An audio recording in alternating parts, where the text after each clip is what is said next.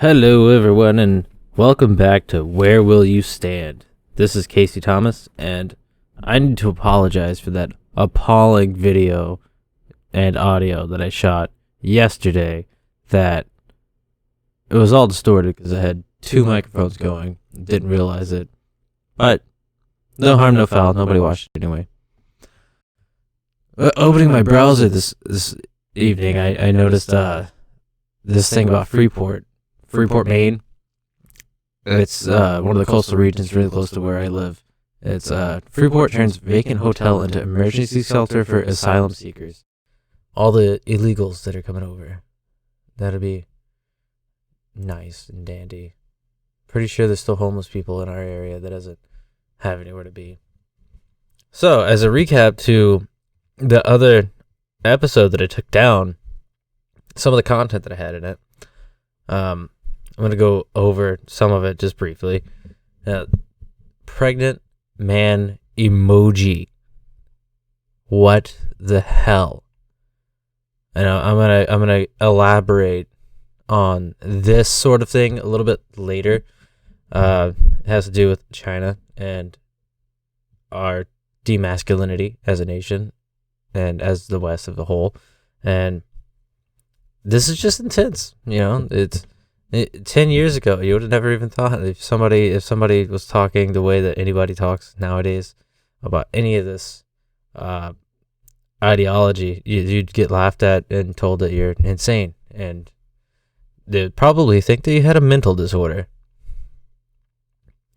And this is part of a Google Microsoft result.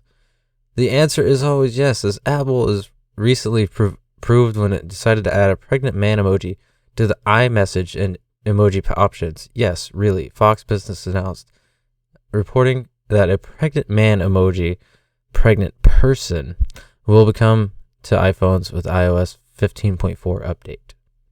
Now, this is just really, really ridiculous.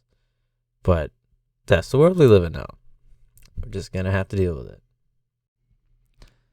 Now, this is on the post-millennial. It's all over the place. Everybody's talking about it, and rightfully so. Elderly masked white woman yelled Black Lives Matter while assaulting a black man for not wearing a mask. This is hilariously terrible. I cannot believe that this is even happening in the world that we live in right now.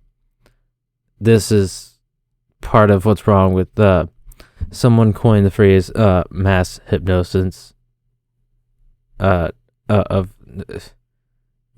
everything that's happening. It's just people have been tweaked so far. And like I said in the other episode that I did that I had to take down, getting into an elevator is already awkward enough as it is. And once you you do the worst possible thing to make it even that more uncomfortable. And we're creating, on top of that, a whole segregation between the vaccinated people and the unvaccinated people. And I just think it's fucking wrong. But, you know, it is what it is. Now, this is a little video clip I want to play. It has the audio so you can actually hear the absurdity of the situation. This isn't the whole thing. It starts out, like, the longer video starts off of this guy in the elevator pretty much by himself, or the story goes, he was just sitting in the elevator by himself waiting to get off on his floor. The door dinged because somebody hit the button and it stopped with these two old ladies getting on. They got on and then proceeded to tell him to put a mask on and this and that, and he was already there first, and then they told him to leave.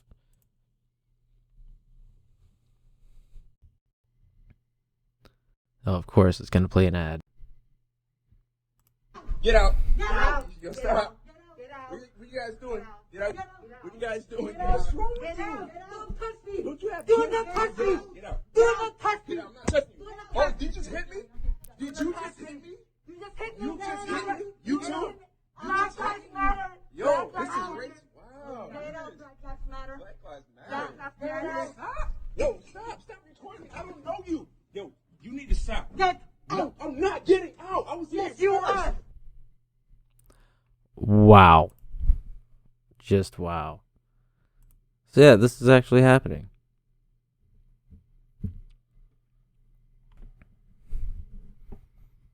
And this is Yahoo News, something I just learned about today. I saw something about a petition for all the infants.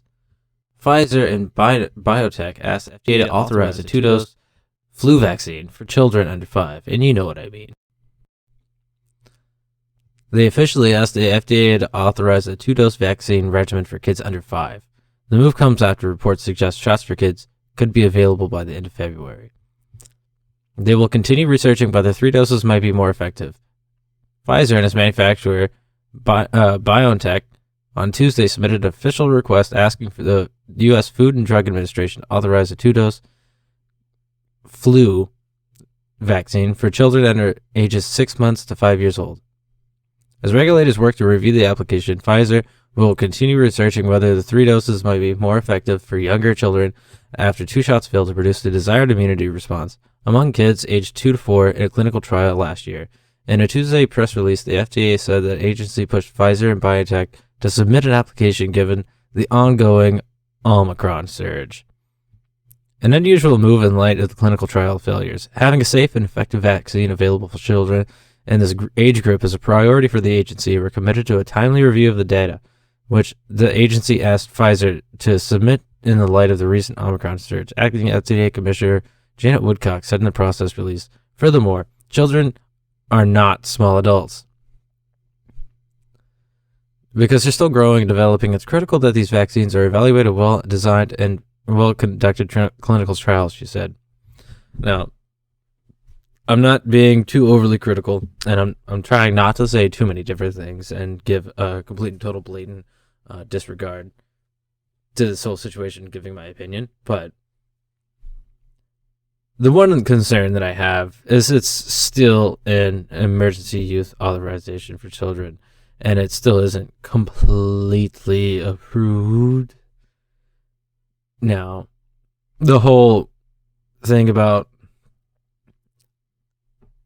schools in California mandating it to be able to go to school, that's one thing. It is a lot of people don't understand that it's a different kind of shot, and it's a really, really touchy subject. And it used to be just simply mentioning this sort of thing would have gotten you kicked off of everywhere, and it's just completely and totally ridiculous, especially given the fact that things that you would have said 8 months ago, you would have been completely, totally branded as a conspiracy theorist and told everybody would tell you that you're just crazy. And then Fauci comes out and says exactly what everyone else has been saying. So there is a lot of concerns. A lot of concerns. And one of the reasons why one of the bigger companies like this one would be pushing to have it, give it to kids. Even if the clinical trials aren't very well, and some of the case studies from the ongoing injections aren't that great, they might skew the data because there's a really big incentive that if it is fully approved for all children, and I mean all children, then it could become part of the regular regimen, and then the mandates would be justified because it would be safe. But then you'd have to wonder, how long would it take to be able to actually see real studies and real factual data of the situation to do with children? Now, one of the really big things that a lot of people don't really understand is that many other shots go through rigorous studies. They go on 5, 10 years, 15 years. The polio shot, that was in development for a multitude of years before it was finally perfected. And I said I wasn't going to get into it too much, but I already did. Now, if they get the full release, which is what they're trying to do, that's why they were pushing for it for kids. And there's really sketchy things about how some people in the media and some people in the administration said, well, we don't know until we give it. That is very ominous. And I'm going to stop right there. You guys could look up anything that you want relevant to the information. The only thing that I'm confused about is there was a petition going around, and I think I might still have it on my phone. But there was this insane petition going around where all these parents and other people had signed this petition urging, petition, urgent, demand vaccine access for children under 5. Cut the red tape now. There's a reason for that red tape, and that red tape was already shortened so much, and so much leeway has already been given. 6,000 signatures out of 7,500. I'm not sure if this is a local thing or not. It's not. This is, we are the parents, caregivers, and loved ones of children under 5. We urgently ask you to make life-saving decisions for the flu shot accessible to the age group. Many of us have children too younger to remember a life before the pandemic. We have birthed babies, raised newborns, and cared toddlers, preschoolers, while striving for impossible balance and blah, blah, blah, blah, blah. Now it comes on to say that it's a serious issue for children, currently igniting record hospitalizations for kids under 5. Approximately 1,000 kids have already died, and 250 of them were under 5. And thousands have been hospitalized for severe illness. Long flu, which can have debilitating neurological and cognitive and physical effects, is being studied and may be common in children. Now, one of the things that people were very, very worried about, I'm not saying that this is complete and total fact, and I'm not telling you to take my word at face value. I would like you to look into this yourself and draw your own conclusions. But one of the things that I have been hearing, and one of the I have looked at it and read about it, there's a lot of people worried about the fact that the spike protein in the virus is very, very likely common to the same spike protein that's in the shot. And the scary thing about that is that if the spike protein has the same effect on your own biology, it can attack the same things. And it's a messenger RNA technology. So what it is doing is going into your genome and actually telling your DNA to produce a protein, like the spike protein. And once your body is producing it on its own, and it's not a viral replication of the virus and creating its own spike protein, which through therapeutics or whatever other means that might be good at stopping the replication of a viral virus, there is no treatment for if the shot were to do the same thing, but tell your DNA to make it. There's been a large increase in cancers and other things. And some people, I'm not saying that I am, but some people have linked it to the vaccine. And I don't know if that's true, but that's a lot of what I'm hearing. And it's kind of questionable. One of the things that I've always been super interested in, and I mean really interested in, is conspiracy theories. Like this guy, David Icke, an unfathomable amount of stories that this guy has. He has books out. He has everything out. David Icke. He appeared on the Alex Jones show many times, and I am fully and totally, completely aware of everything that's going on with Alex Jones, for the simple fact that when I was a smaller kid, okay, I used to watch Alex Jones as a pure form of satirical comedy. Me and my buddies used to sit around and watch his videos and make fun of him, and it was a great time. Then I stopped watching it. I stopped because I moved and we didn't hang out anymore. There was a lot of really funny things happening in the world at the time. Obama, then after Obama, I feel like maybe it was as soon as it wasn't when Trump got into the office, but it was when Trump started running for office, I started noticing a lot of really weird things, not even just in our country, but in other countries too, and around the world. And there was a lot of weird rhetoric and the way that the left just kind of started to snowball further and further and further left into this kind of leftist socialism that you see now, and the kind of policies that they want to push. It was almost like it was overnight. It's like everything was going fine. It's kind of like you think about the Mandela effect or something. It's like you're so used to a certain thing for so long and everything's nice and normal, and then you wake up one day and everything's different. It's the same, but it's different. Like you just woke up in a parallel universe or something. It's crazy. You just, like, you're the same person. You haven't changed. But the other people have changed. You still hold the same values and morals, but they don't. And then overnight, it seems like it just, everything just got so extreme, which is really insane. But I digress. This whole thing that I was talking about, it made me remember a lot of the things that Alex Jones was talking about, and I remember seeing this guy on his show. It got me thinking about the things that I used to watch on his show 10 plus years ago. And then all the things that he was talking about, not all of them, but there were a fair number of things that he cited that might happen that seem like they're really actually happening, which is so insane. Things that someone got called the craziest conspiracy theorist for ever mentioning that it was real. And I got a couple things that I'm going to get into later about that.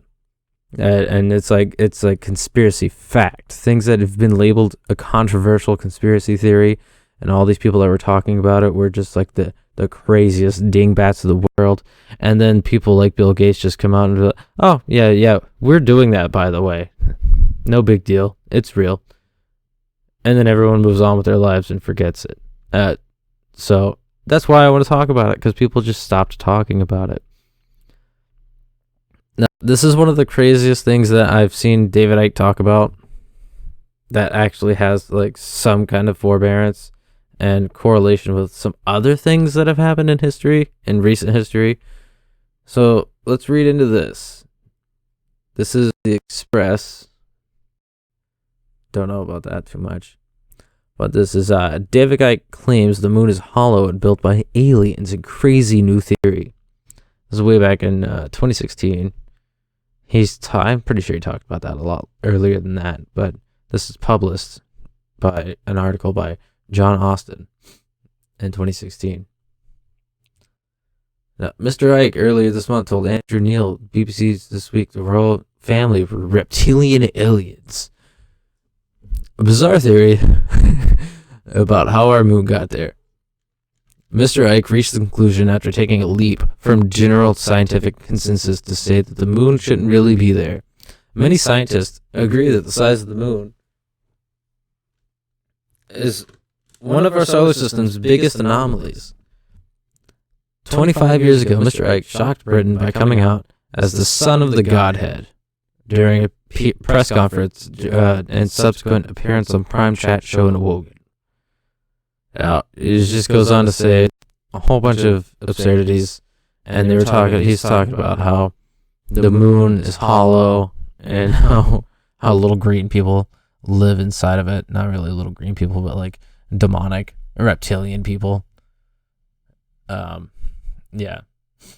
He talks about a little bit of physics and something that a couple of other scientists have actually said is physics have been unable to explain why a planet the size of Earth has a moon such a large size in comparison.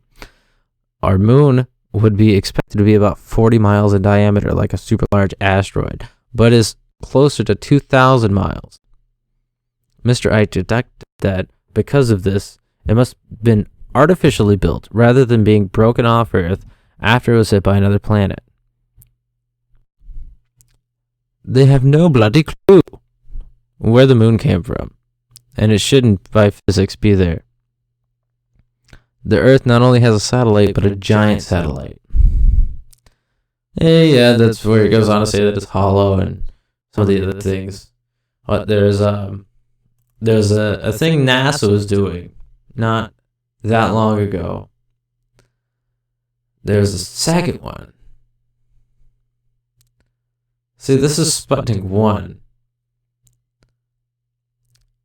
The first artificial satellite probed like 3 bombs. There was a more recent one. Now SpaceX has a rocket actually heading over there.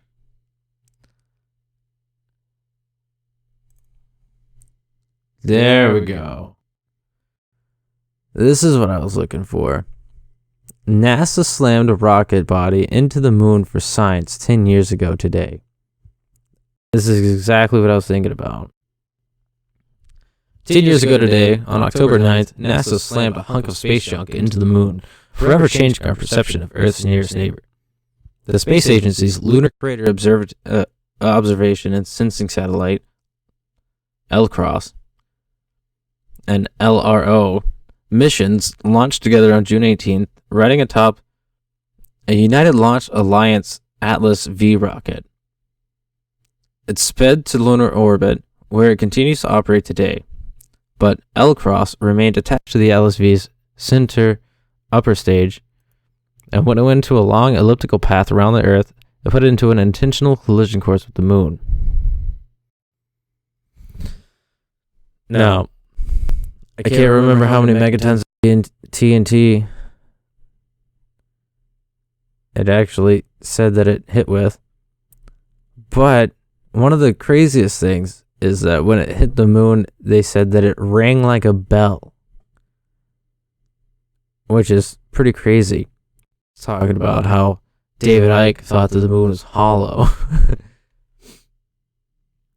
I'm not saying that the moon is hollow. I'm just citing some of the things that I've read before and was kind of crazy. And some of the other crazy things that I've heard about before that people are actually admitting to now is HARP and geoengineering, chemtrails, and whatever else you want to call it. 10 years ago, it was a total conspiracy. Now all the global elitists and the highest dollar philanthropists are donating all kinds of money and investing money and making these huge projects now in an effort to challenge climate change. Oh, this is from a search, just to give you a general description of what HARP is. HARP is a target of conspiracy theorists who claim that it is capable of weaponizing weather. Commentators and scientists say that the advocates of this theory are uninformed and claims made fall well outside the abilities of this facility, if not the scope of natural science. The high-frequency active auroral research program began in 1990. And now there is actual conspiracy theories about HARP and other weather modifications being used in Vietnam to flood them out. And geographically and historically, they say that it is not nearly as rainy of a climate in that area than it was during the entire time that we took part in that battle or the war. Makes you gotta wonder, it's kind of creepy, kind of crazy. And also, China's developing their own weather modification, and they're pretty public about it. They actually like talking about it. And they also have another thing that's kind of sort of like this, but instead of pointing it up at the sky and activating the ionosphere to try to get a reaction, they point it through the earth and refract it through the crust to come back to another period on the globe. And they actually made an article. I didn't really look for it. It just kind of hit my mind and made me think of it. They had an article out where they were talking about they believe. They didn't say that they could, but they said that they believe that they can trigger earthquakes with this thing. That would be an interesting, different kind of warfare, if you think about it. This modern era.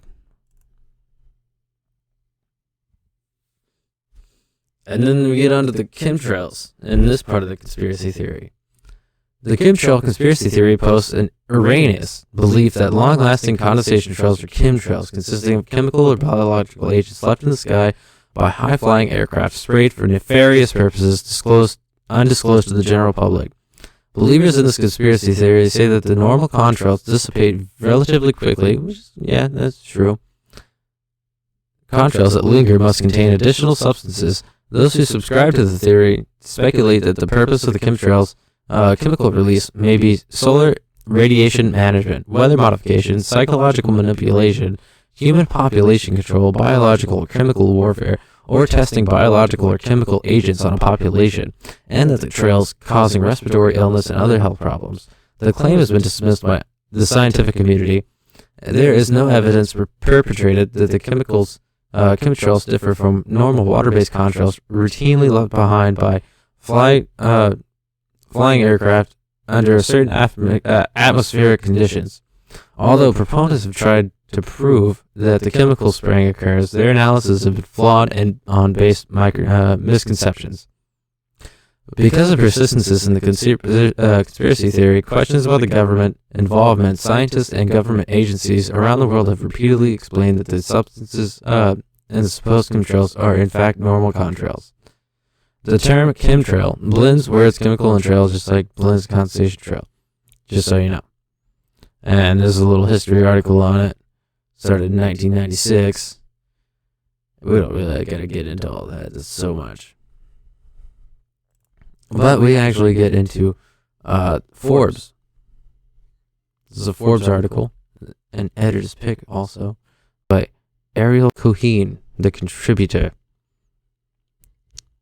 Now, this says, Microsoft's billionaire founder Bill Gates is financially backing the development of sun-dimming technology that would potentially reflect sunlight out of the Earth's atmosphere, triggering a global cooling effect. The stratosphere controlled by perturbation experiment launched by Harvard University scientists aims to examine this solution by spraying non-toxic calcium carbonate dust into the atmosphere. The sun-reflecting aerosol that may offset the global warming effects. Widespread research into the efficacy of geoengineering has been stalled for years due to controversy. Opponents in the belief in such science come from unpredictable risks, including extreme shifts in weather patterns not dissimilar to warming trends that we are already witnessing. Environmentalists similarly fear that dramatic strategy will be treated as a green light to continue emitting greenhouse gases with little to no chances in current consumption and production patterns. It will take a small step in its early research this June. This is a recent article in 2021. So this June, this year, near the town of Kiruna, Sweden, where the Swedish Space Corporation has agreed to help launch a balloon carrying scientific equipment 12 miles high. The launch will not release any stratospheric aerosols. Rather, it will serve to test as a maneuver the balloon and examine communications for operational systems. If successful, this could be a step towards a second experimental stage that would release a small amount of the dust into the atmosphere.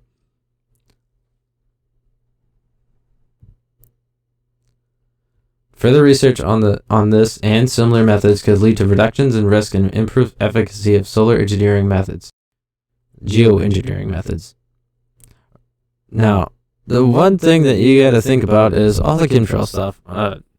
It's been highly, highly controversial, and I will tell you right now that the United States military complex does research all the time, no matter what. They don't have to disclose it to you, and usually they don't. There's top secret programs going all the time, non-stop. Even right now, there's probably a whole bunch of things that we haven't even touched on yet, like the whole Space Force thing and all this and that. There's all kinds of insanity that you can believe, or at least start touching and getting into. Now, if the U.S. government, especially the military, if they had been doing stuff like this, using the Air Force or some odd means for research purposes, Bill Gates could be a perfect person to start investing money into it as a way to start bringing it out into the public, to make it known and to make it a normal thing. That could just be step one of publicizing this entire endeavor. And I don't think we'll know until maybe they said that it was going to start in June. Maybe we'll think about it around that time and head back into it and see if something's actually going on. But all of this stuff is just like all the ages old Pentagon releases that were redacted that finally came out unredacted about all the knowledge that they have of UFOs and all kinds of other strange conspiracies that you would have always gotten told that you were crazy for. Now, this is something that I talked about yesterday that I'm going to talk about again, just because this is something close to home, and I want to make sure that I have a separate video for this that is reasonable and a little bit more withstandable without terrible audio. Now, this is something that I've heard about. My fiance is actually very concerned about this. There's a big thing about this, and this could actually even tie into the chemtrail thing. Who knows? Who knows? If they have been dropping a bunch of chemicals from the sky, I mean, there's this thing called gravity. It's all going to come down eventually.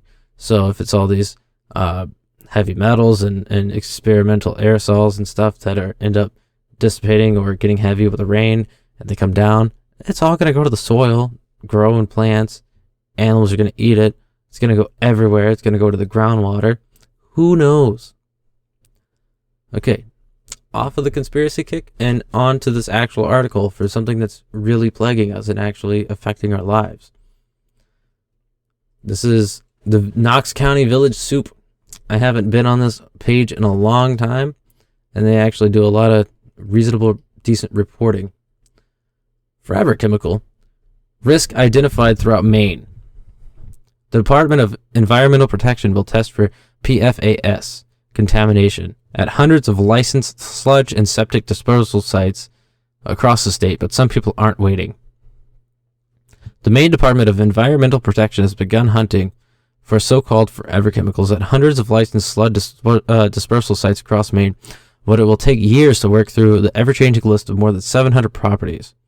And these are things that they're transfer stations and dumps and everything everywhere. They're everywhere. Almost every town has their own center.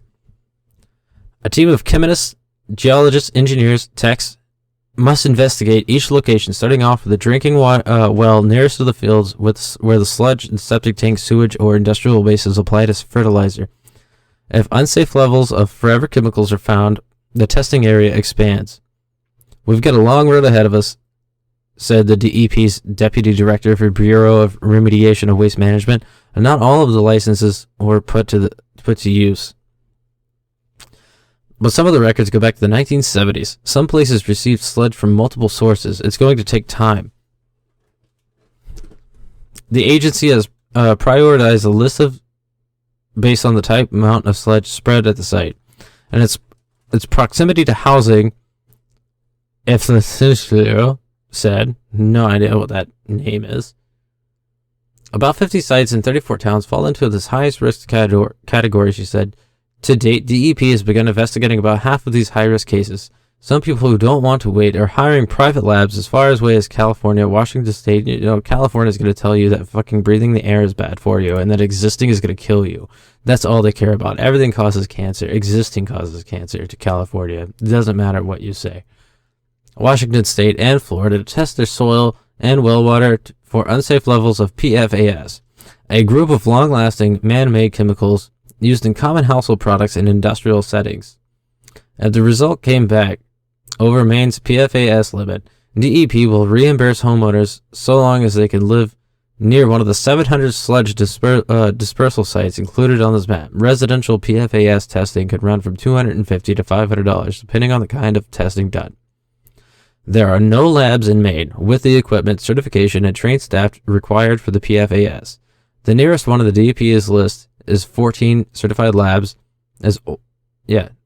of 14 certified Labs is Absolute Resources Association in Portsmouth, New Hampshire, which really not far away at all. We share a border. It's right there. There's actually a lot of people that don't even know where Maine is. So if you must know, it's the furthest top right corner of the United States, right next to Canada. You're welcome. The city itself has had to send some of its trickier samples to Canada for Canada testing. Absolute has been in business for almost 30 years, but it didn't open the PFAS testing division until 2 years ago today, partly because of the increased demand associated with growing public awareness of the chemicals, but also because PFAS testing is uniquely high startup costs, according to the partner Cliff Chase. Now, it goes on to say some of the places where you can take it, people are trying to take routines for testing, and we've actually had some statements by the wildlife and game fisheries around here, fisheries and wildlife, whatever you want to call it, about deer this past year. If you got a deer within a certain county of Maine, we're talking about the statement that was released was only 10 miles away from where I live right now. Not very far away. If you got a deer anywhere within the area around here in the past hunting season, you are not allowed to eat it, because it is very high chances of it having these chemicals inside of it because of whatever reason. And you get a free hunting license next year, or free permit next year for tags to fill for more deer because your deer is contaminated. But the newer studies that they were doing found out that these deer's babies are also contaminated, and a lot of the ground soil is contaminated, and it just keeps getting worse and worse.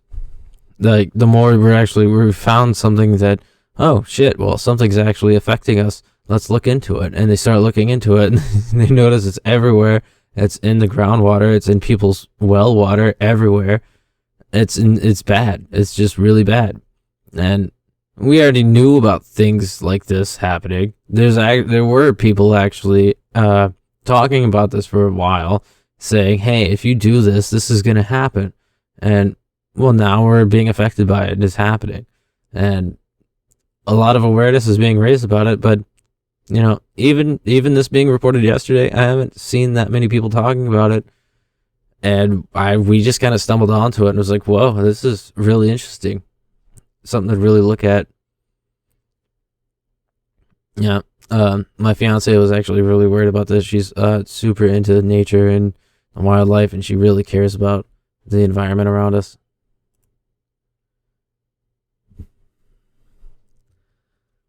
This is the World Economic Forum. And yeah, I don't know if you've ever noticed, but it seems like the global elitists are looking at China as if it's the global model. There's a lot of very wealthy, rich, prominent people that are basically controlling our lives that think communism is great. They love the level of control that Xi Jinping is able to hold over his nation. And the People's Republic of China is not a republic. It's more essentially a communist dictatorship without virtually claiming to be a dictatorship. It is very, very obviously communist, though. And we're going to talk about this. The future global order will be managed by China and the U.S. Get over it. Don't you like how fucking cocky they are? World Economic Forum. Who wrote this? The images from Reuters, Jason Lee. Robert Mugga? Is this the guy that wrote it? Or is this just a guy cited? Can't tell. Don't know. At least 3 competing versions of the future of the world crashed together at the World Economic Forum gathering at Davos last month.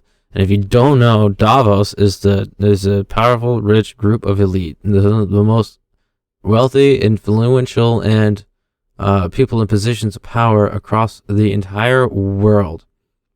They all meet there and they make plans, and then they go back to their own countries and then they make policies. I don't know if you've ever noticed, but there's actually a lot of times where like the COVID pandemic, the response is very almost instantaneous and highly recognizable throughout the world. One person, one country will do one thing, another country will do the exact same thing, almost at the same time. It's very coordinated. A lot of these guys plan things preemptively together a lot, and even the news media, it's kind of the same thing. The head speaker is Klaus Schwab, and I forgot to find it this time, but in the last video that I did, I had a video of him bragging about owning politicians, media companies, and so forth. And yeah, they're all on the same script, basically, so that they can give you the same regimen of propaganda, essentially. Now, I'm going to continue reading. There was the one peddled by a combative Donald Trump calling for a full-scale U.S. retreat from the current order. Another one came from the Chinese leaders who proposed a new global economic system built around Beijing. Meanwhile, Canada's Justin Trudeau, France's Emmanuel Macron, urged Western leaders to double down on the current liberal order. It would be a mistake to dismiss the specialist as an empty grandstanding. This debate is deadly serious. The outcomes will likely determine the future global stability and security and prosperity of everyone. Not really. They mostly just care about themselves and power and trying to control you more and more. If the leaders of major countries and international organizations cannot see eye to eye, we are in for a very tough ride. Rather than withdraw, what is needed more than ever are new ideas, institutions, and blueprints to navigate the coming storm. We are living in abnormal times. The global liberal order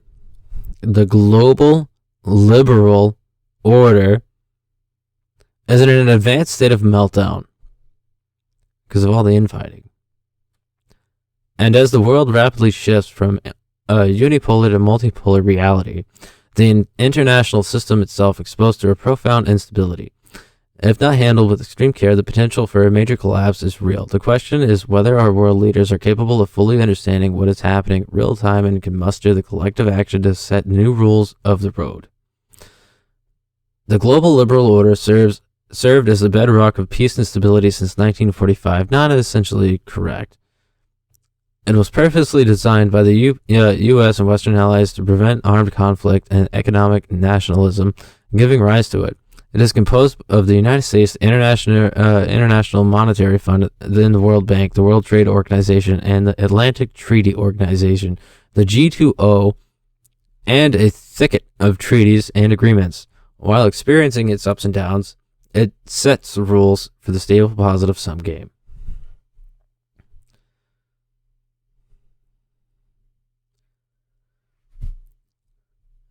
All about the new global order. The new world order.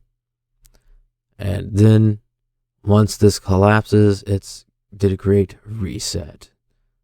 But let's continue reading.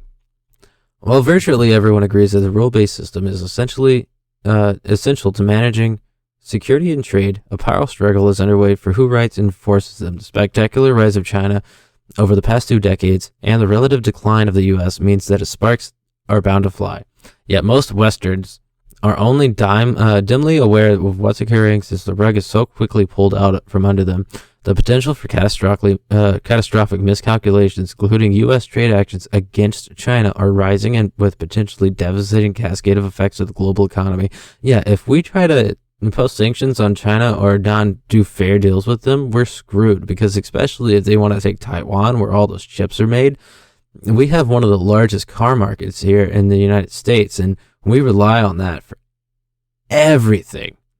We used to be one of the largest creators of silicon chips in the world, but instead of having all of our manufacturing here and having all our rare earth minerals stripped, we outsourced to China, where they have the rare earth minerals, and then it became Taiwan. Taiwan are masters at doing things like this with these very perfectly engraved silicon chips with all these rare earth minerals. We're no longer a producer of anything like that. Like the recent shortage that we had of automotive chips, and I still cannot buy a new Xbox because of the chips for the consoles, and I'm still working with an ancient PC because of the chips for the PCs. Now, there's the trade that's already been fucked up with the ships in the canal not being unloaded and everything, and then there's a whole lot of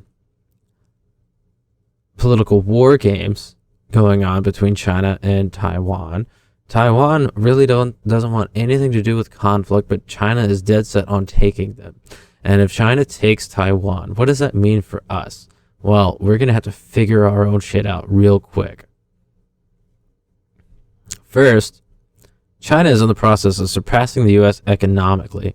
It's not going to take much because all the inflation that has been catching up to us slowly by all the big banker bailouts that we did, $30 freaking trillion not very long ago, is starting to catch up to us. And then we just spent trillions and trillions and trillions of dollars to tell everyone to stay the hell home and not work, putting even more of a damper on our economy. And, you know, even if everybody decides to go back to work, if they keep passing bills like this, our inflation is going to keep going up and up and up, and then our dollar isn't going to be worth a damn thing, and no one's going to want to trade with us because the only thing that we have of value is our assets and our real estate. Really, most of our manufacturing and production, we rely on China for. By one measure, 35% of the world's growth from 2017 to 2019 will come from China, 18% from the US, 9% from India, and 8% from Europe.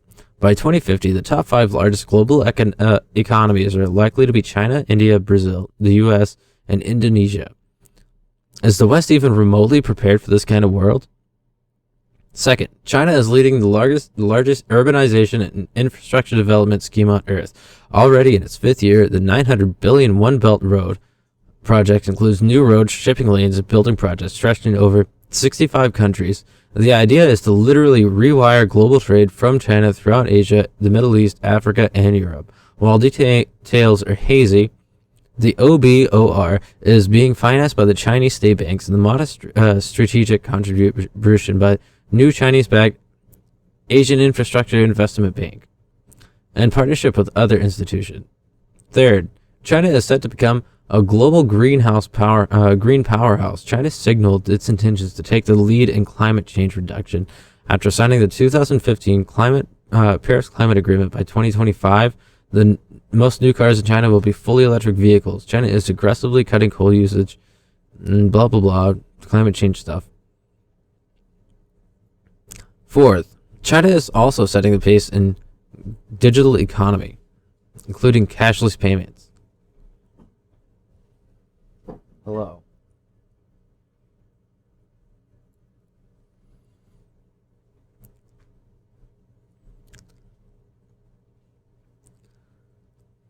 Chinese universities also vaulting to the top of the international rankings.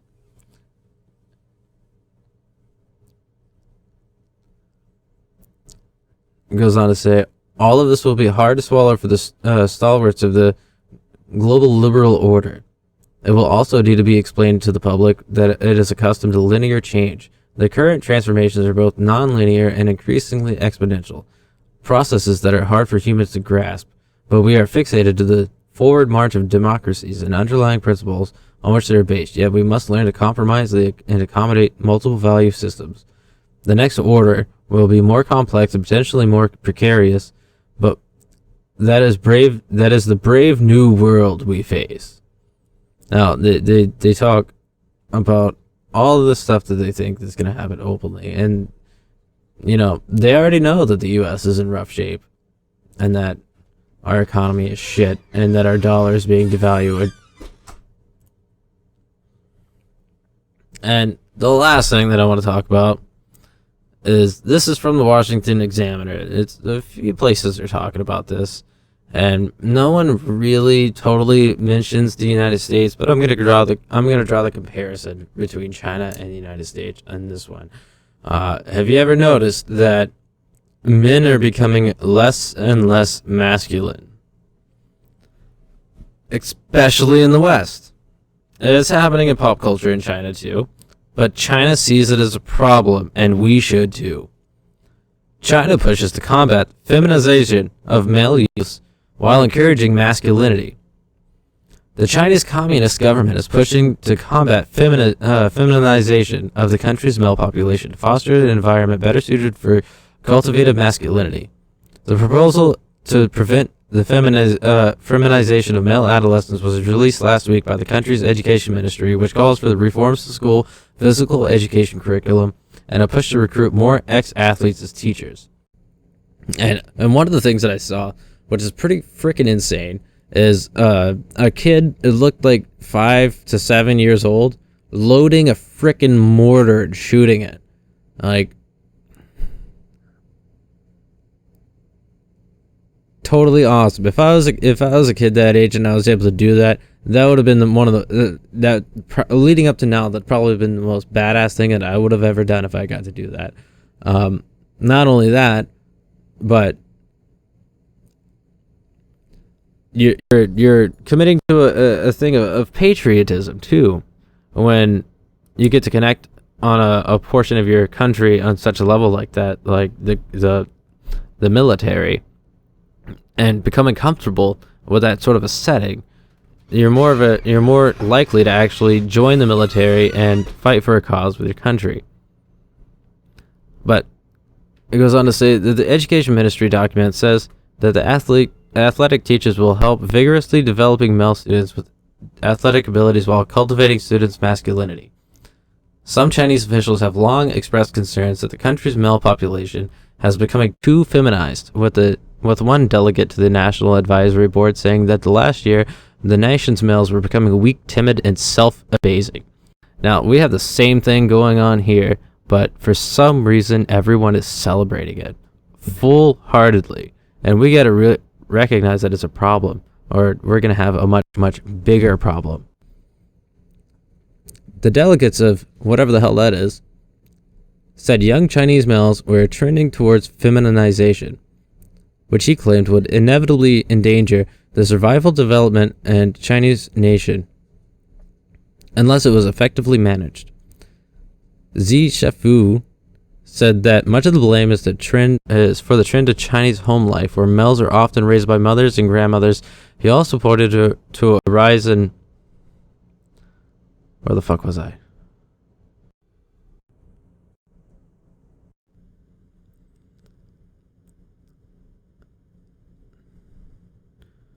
Mothers and grandmothers. He also pointed to a rise in Chinese celebrities who did not want to be army heroes as another issue. You know, like all the K-pop kind of shit that's going on. Whatever the hell that is.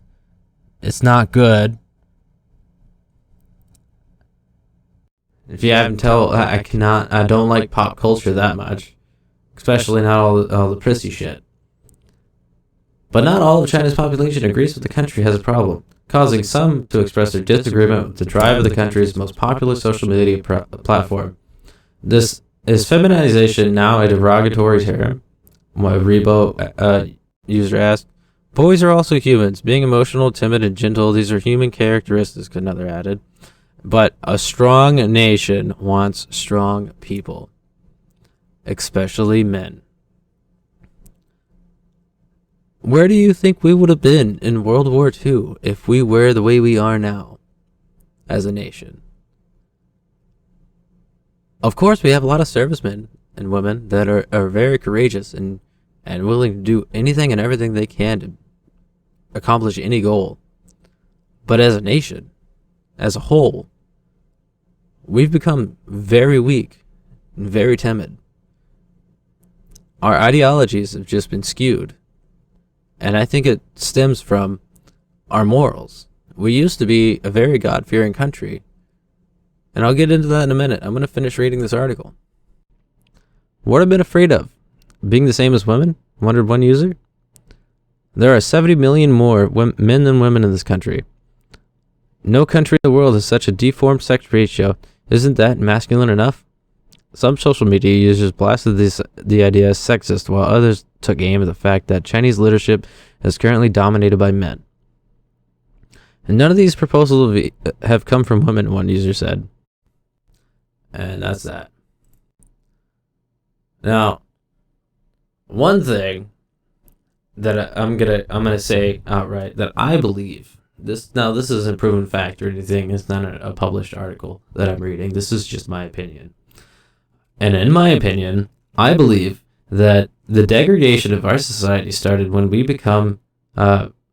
started falling away from God. Now, I'm not even a highly religious person, but the one thing that you gotta understand is whether you believe it or not, you have to admit that the morals and principles of Christianity, serving as a backbone for our nation since its founding, were very, very, very strong principles. And they were just. Very, very just. Having that moral code and knowing right from wrong and having integrity, knowing where you stand on certain issues and basically standing your ground on your beliefs and what you thought, and especially your religion. That was a really big deal. Those were reservations that people would never give up. And without Christianity and the principles and morals that it states, you have more of a godless society where you don't really respect your neighbor as much as you should. You don't really have such a sense of being. So that way, there's a great chance that you can't actually sympathize with the human compassion as much as you could have if you were a religious person. And I'm not telling everybody who listens to this that you need to be religious. I'm just stating an observation that I've had. And it's my opinion that we've really started going downhill once the percentage of the congregations started going way down, showing that less and less and less people are attending church. Now, I know that a portion of those people, because of the times that we live in, have to work more often and don't really have the time to attend a service for church. That doesn't mean that they're not religious, but there's a huge change in numbers since 30, 40, 50 years ago. It's just on a steady decline of people becoming more and more and more godless. I mean, honestly, you could think about it. You could watch all the people walking around acting like they're dogs, wearing dog stuff. It's literally having people walk them on a leash. Or you have polyamory, where you... Why is it always some unhealthy looking woman with green hair and 5 guys around her? No, that's kind of odd. Don't like it. Don't even like the idea of it. And I don't like the mental images that it gives either. I feel like I'm probably going to leave it there. As crazy as that is, all the things that I've talked about. And I'm going to call it that. All of these things that I've talked about, and all of these issues that I've raised, even my opinion. I want to know where you stand. If you watch this, probably no one will. Let me know. Reach out to me. I'm going to be posting this to YouTube, Rumble, and it's going to be on my, I'm going to have links on it on my Facebook page called Where Do You Stand? And I openly encourage any form of open discussion, even if you disagree with anything that I say. I want to know your opinions, and I want to know your points, and I want to know where you stand. That's all. I want to thank you for listening to Where Will You Stand? Next upload tomorrow. We'll see you then. God bless.